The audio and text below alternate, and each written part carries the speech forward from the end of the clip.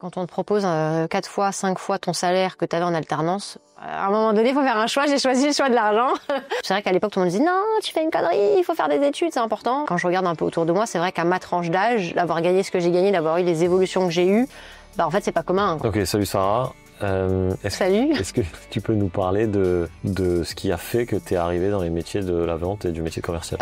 Ouais, on peut en parler. Moi, je suis baignée un peu là-dessus parce que ma mère était vendeuse à un moment de sa vie. Le week-end ou le soir après l'école, je m'amusais à aller la rejoindre à Paris et je jouais à la petite vendeuse. Puis après, il a fallu choisir un circuit d'études, arriver au lycée.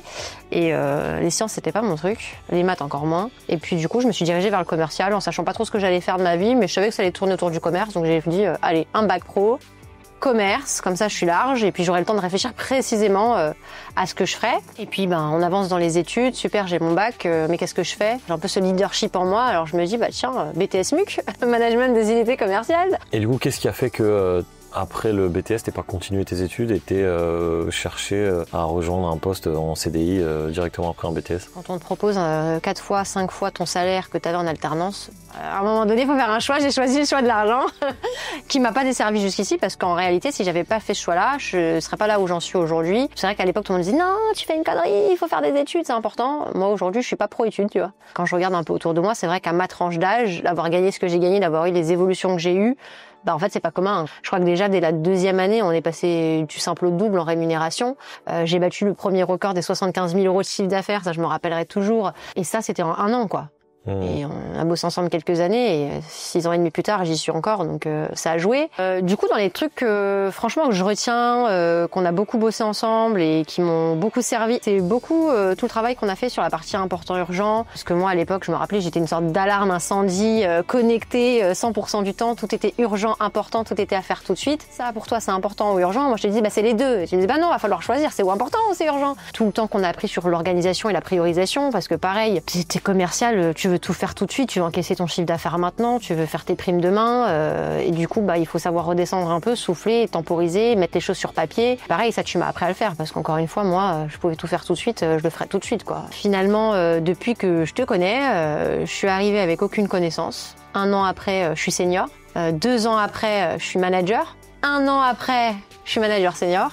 1 an après, je suis manager senior responsable de 3 pôles au global, expert crédit, confirmé, et c'est en partie bien sûr grâce à l'accompagnement que tu as fourni. Je sais que déjà au bout d'1 an, je faisais mon salaire en double, donc mon fixe et mon brut étaient égal. Ça nous amenait quoi? À peu près 40 000 € la première année. À la suite de ça, la 2e année, je pense que je suis passée tout de suite à 60 000 € avec mon passage senior, donc ça c'était quand même plutôt fort aussi. Et ensuite je passe manager. À ce moment-là, je gagne encore plus, puisque je tourne autour de 75 000, 80 000 € brut annuels. Et donc aujourd'hui, si en face de toi, tu avais des gens qui viennent de finir leur parcours scolaire, etc., tu leur conseillerais quoi à des jeunes qui souhaitent faire le métier de commercial? En fait, c'est simple. Je pense que quelqu'un qui veut devenir commercial, je pense que la plupart du temps, il a aussi des enjeux financiers, il a envie de gagner sa vie.